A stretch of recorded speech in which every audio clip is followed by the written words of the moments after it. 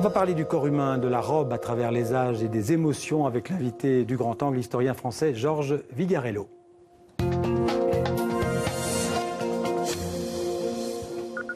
Bonjour Georges Vigarello. Bonjour. Alors vous êtes donc historien, directeur d'études à l'étude des hautes études en sciences sociales où vous donnez d'ailleurs cours. Oui. Alors vous avez consacré une grande partie de votre vie d'historien, on peut dire de vos recherches au corps, Oui. à l'hygiène, à la santé, au propre et au sale, à la beauté, au sport aussi. Et vous avez aussi écrit, et ça concerne aussi le corps, malheureusement, une histoire du viol Oui. du XVIe siècle au XXe siècle. Absolument. Alors vous êtes avec... Je trouve une actualité aujourd'hui. Ouais, malheureusement. Malheureusement. Vous êtes avec nous aujourd'hui, alors Georges Vigarello, pour 2 livres. L'un consacré à l'histoire des émotions, c'est au Seuil, en 3 volumes. Vous avez dirigé, je crois, avec Alain Corbin et Jean-Jacques Courtine. Le 3e volume vient de sortir. Il s'intéresse aux émotions de la fin du 19e à nos jours. Et puis un magnifique livre, on va commencer par lui, un livre-album, toujours au Seuil, Oui. sur l'évolution de la robe, une histoire de tissu sans doute, mais surtout une histoire de culture, une histoire culturelle. Et de forme. Voilà, la robe du Moyen-Âge à nos jours. Alors justement, la robe, elle en dit long, Georges Vigarello, sur le statut de la femme, Mais sur la représentation de la femme dans une époque donnée. Mon projet. Oui, c'était absolument mon projet. Je voulais sortir d'une histoire qui est tout à fait respectable, bien entendu, mais qui s'intéresse à la mode sous l'aspect de son inconstance, de sa versatilité, de ses changements. Ce que je voulais faire personnellement, c'était au contraire de me centrer sur des formes dominantes et de montrer qu'elles sont en rapport avec un contexte. Ouais. Alors, pour prendre un exemple très simple, à la fin du Moyen-Âge, il y a une affirmation féminine qui est à la fois liée à quelque chose qui est de l'ordre de la représentation de la beauté, et en même temps qui est de l'ordre de l'affirmation personnelle, et qui consiste à lasser le buste, vous voyez, avec des oppositions. C'est-à-dire que On va voir. la société chrétienne résiste. On va se balader, Voilà un exemple. On va se balader Voilà. dans votre album. Oui. On va commencer justement par le Moyen-Âge. On Oui. va voir une robe qui date du Moyen-Âge, où on va voir que la robe, elle doit en même temps, comme vous le dites, montrer Faire apparaître et dissimuler. et cacher. Absolument. Voilà, on en voit un exemple là. Oui. Et c'est très important parce Ouais. que cette idée, c'est quand même une première idée de l'affranchissement. Ouais. Et alors, ce qui est en même temps très important dans cette histoire, c'est autant il y a affranchissement dans la mesure où la forme peut apparaître et exister, mais autant en même temps il y a domination. Vous voyez, et le corps de la femme, c'est quand même très largement, dans la tradition en tout cas, un corps dominé. Alors, on avance dans le temps et à la fin du Moyen-Âge, on resserre la taille Oui. et on met la poitrine en valeur. Oui, il y a une forme qui se cherche. Alors là, évidemment, c'est... Voilà, il y a une forme qui se cherche, qui va s'imposer, à mon avis, avec la période classique. Cette forme qui se cherche consiste à serrer la taille, comme vous le dites, serrer également le buste en l'assimilant à une sorte de jonc, vous voyez. Et puis le bas, au contraire, qui est quelque chose qui s'évase considérablement et qui va insensiblement faire exister quoi? Un piédestal sur un haut qui est au fond quelque chose qui correspond à un pot de fleurs. Ouais. Et donc ça renvoie, Un objet quand je disais décoratif, dominer, pratiquement. mais oui, quand je disais dominer, ça renvoie à un objet qui est C'est totalement terrible. hiératique, qui est totalement fixe, et qui est une beauté que moi je qualifie comme étant une beauté décor. Autrement dit, c'est la femme dans une position où elle n'existe que comme lieu d'esthétique, de décor, et dans une certaine mesure aussi peut-être d'accueil, mais d'accueil figé. Voilà, ça c'est très important. Alors un peu plus tard, au XVIe siècle, on va voir des robes en fait qui sont très géométriques. Hein. C'est Voilà, oui, parce que, vous voyez le contexte. Le contexte, c'est bien l'univers d'une culture qui géométrise l'idéal de l'espace. Et à ce moment-là, cette géométrisation, elle va s'imposer au corps féminin. Et donc, une fois encore, c'est une forme artificielle qui vient s'imposer sur un corps anatomique qui, lui, ne l'est pas, évidemment. Alors je vais vous montrer un corsage qui date, alors ça c'est incroyable, qui date de 1550. Voilà. Voilà. Jean-Paul Gaultier aurait pu faire pareil. Il aurait pu, effectivement. Oui, mais C'est dans un incroyable, jeu. la modernité. Mais c'est Jean-Paul Gaultier, c'est un jeu. Alors qu'ici, c'est au contraire pris de façon très sérieuse. Ouais. Vous voyez, c'est le tronc qui est serré. Je reviens à l'image qui va s'imposer et qui est très simple, mais qui est en même temps fondamentale. C'est l'image d'un piédestal. C'est-à-dire que le corps féminin est installé, en quelque sorte, sur le bas d'une robe qui devient ce qui supporte. Et puis le haut, c'est le tronc très fuselé et le visage qui apparaît comme une fleur. Ça, c'est vraiment le symbole absolu de la beauté féminine pendant des décennies et des décennies. Et alors vous dites au XVIIe, on va mettre en valeur ce que certains appellent les parties hautes, Voilà.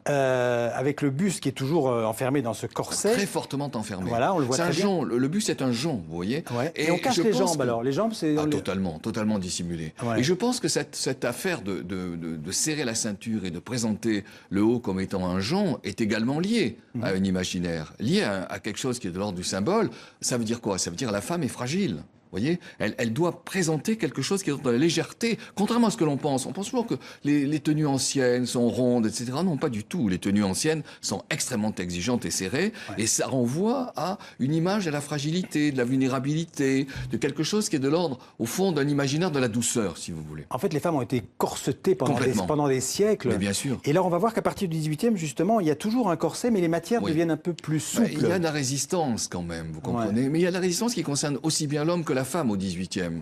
La culture des Lumières, c'est une culture qui conteste les contraintes. Et on le retrouve par exemple dans l'habit militaire. L'habit militaire tend à ne plus être aussi serré qu'il ne l'était au XVIIIe par rapport aux périodes précédentes. Donc la critique des contraintes, c'est un symbole du XVIIIe qui touche aussi bien la femme que l'homme. Alors, on arrive à la Révolution, Oui. et après la Alors là- Révolution, il y a une sorte de libération quand Le même. moment de la Révolution, c'est un moment central. Ouais. C'est un moment central parce que on voit les là, formes. très précisément la forme qui change et très précisément aussi une exigence féminine. Vous voyez, une sorte de militantisme féminin. Olympe de Gouges, par exemple, joue un rôle Une des fondamental. premières grandes féministes françaises. Première grande ouais. féministe française. Elle joue un rôle fondamental en disant, mais le corps de la femme, il faut qu'il s'adapte au métier, il faut qu'il s'adapte à l'espace qui appartient à tous, il faut qu'elle soit mobile. Et pour cela, il faut que les tenues traditionnelles disparaissent. Et ça a été le cas. C'est-à-dire qu'elles ont disparu, vous voyez. Mais ça n'a pas duré très longtemps. Vous, quand vous voyez une illustration, une Oui. robe, vous pouvez tout de suite situer la période, le Ah temps, oui, je pense. l'époque. Ah oui, Ouais. c'est pas du tout une science je dirais, très compliquée. Rattaché Mais- à un moment de Voilà, l'histoire. mais la culture parle. Et ça, et vraiment, votre œil s'habitue et désigne évidemment la période. Oui. Alors là, on voit... Ça, c'est- Madame je pense de que Rothschild. c'est- Alors oui, ça date de Image magnifique. la Restauration. Alors oui, c'est ce qui se passe. Vous voyez, révolution. Au fond, le dispositif formel saute, comme je viens de le dire, mais qu'est-ce qui se passe après? Restauration aussi dans la mode. La restauration dans la mode aussi. Ça, je dirais, c'est extrêmement passionnant de voir que ce qui est de l'ordre du politique résonne au niveau de la forme.